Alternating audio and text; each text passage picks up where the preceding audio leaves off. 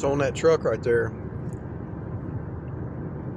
there's a yellow sign with a snake and says, "Don't tread on me."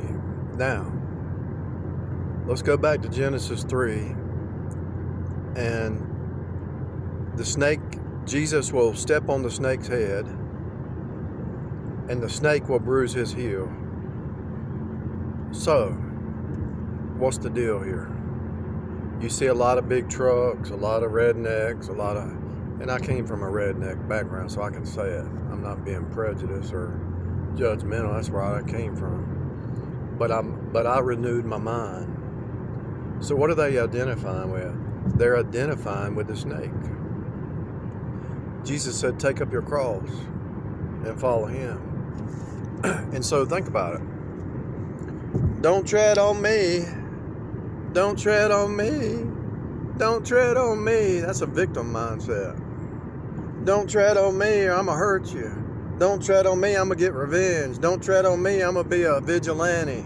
I'm going to get you back. That ain't the mind of Christ at all. Zero.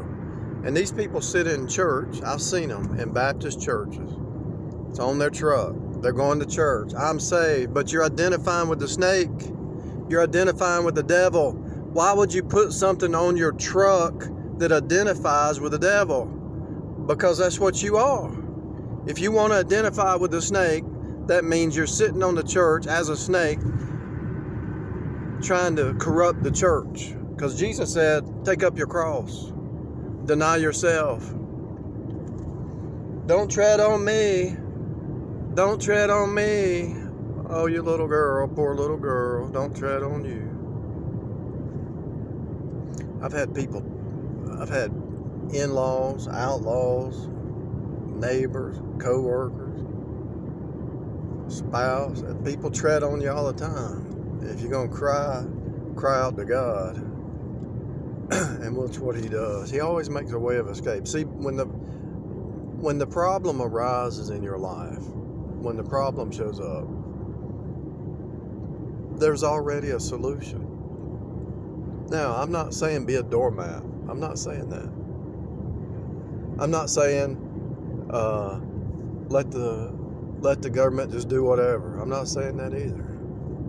But I'm gonna tell you this: before the USA was started, those men over there, they endured a lot, and after enduring so much, they finally said, "That's enough." You know, we're gonna move on to another country, and they moved over here.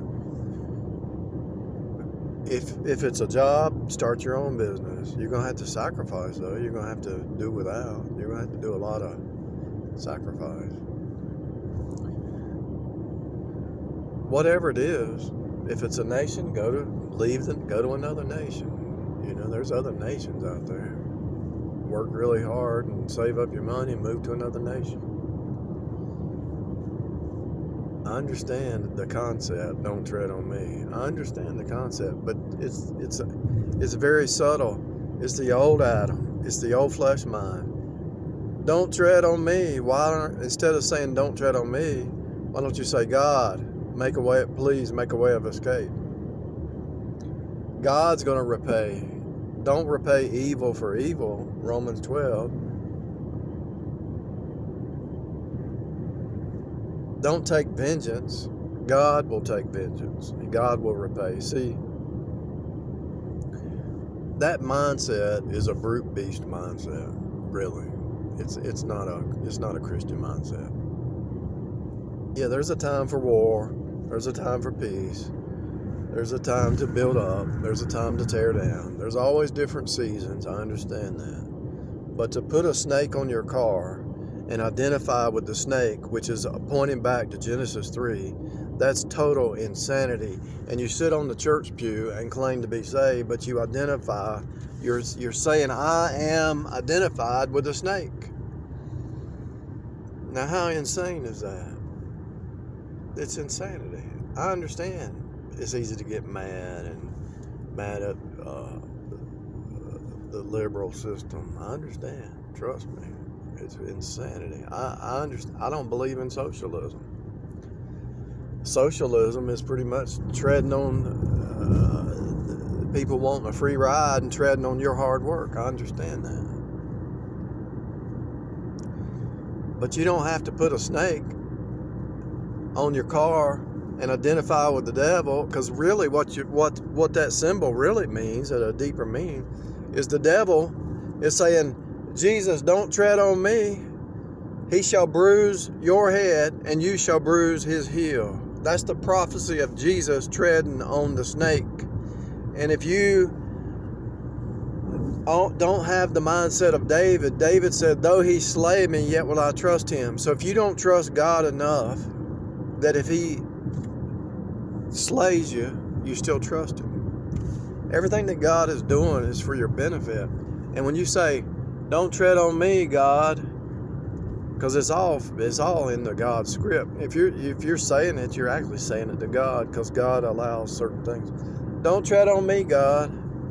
What you're saying is, I want to be God.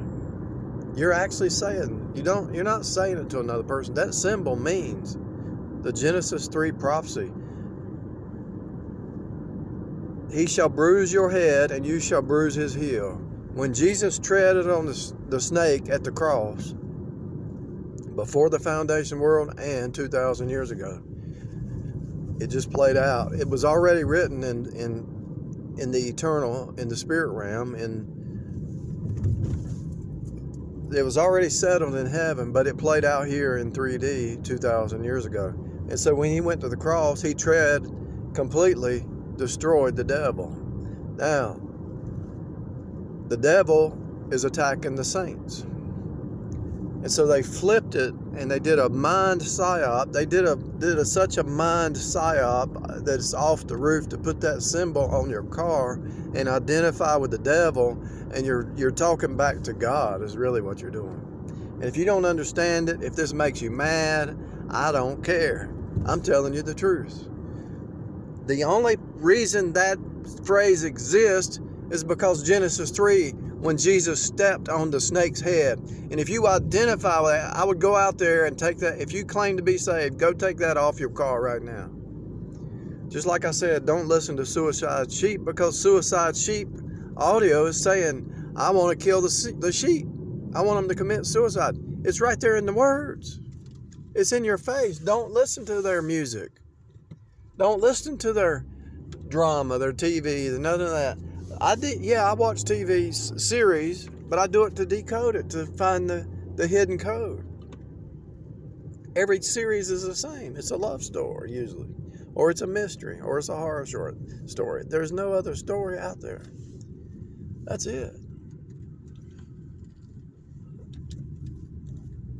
Don't tread on me is identifying with the snake. And it's rebelling against God. Because God will crush you. God will take you through the crucible. God will grind you. God will take and turn you inside and out, and he scourges every son he receives. And I heard some people on Yahoo chat a long time ago. God don't scourge his own. Well, read Hebrews 12. Yeah, he does. God, if you don't get a scourging, you're a bastard. If you don't get a scourging, you're a bastard. You're not a child of God, because the devil doesn't scourge he lets you destroy yourself.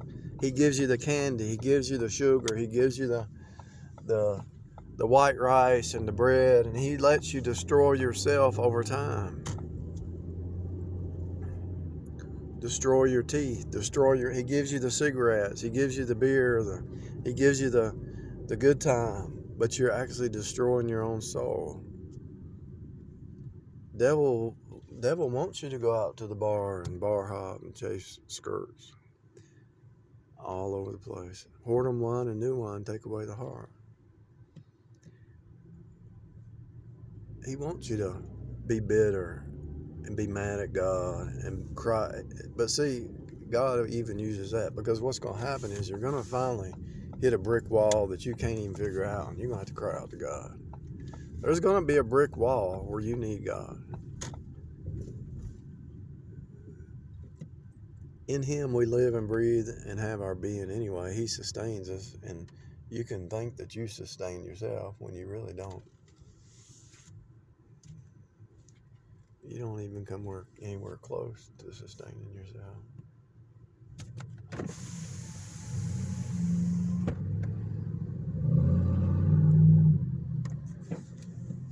You're so bankrupt, and you think you're rich, but you're bankrupt. You think you're full of food, but you're hungry. You think you got it going on, but you don't. That's Bible. And that's what's going on in America. You think you're spiritual, but you're not. You think you're saved, but you're not. A lot of people. I'm saved. How'd you get saved? I went to church. I did these good deeds. Well, that ain't how you get saved. You admit you're a sinner, and your sin stinks to the high heaven, and it's faith alone in Jesus alone. And that's how you get saved. Yeah, but I'm doing good works. I don't care. Going to church don't matter. Doing this, doing that don't matter.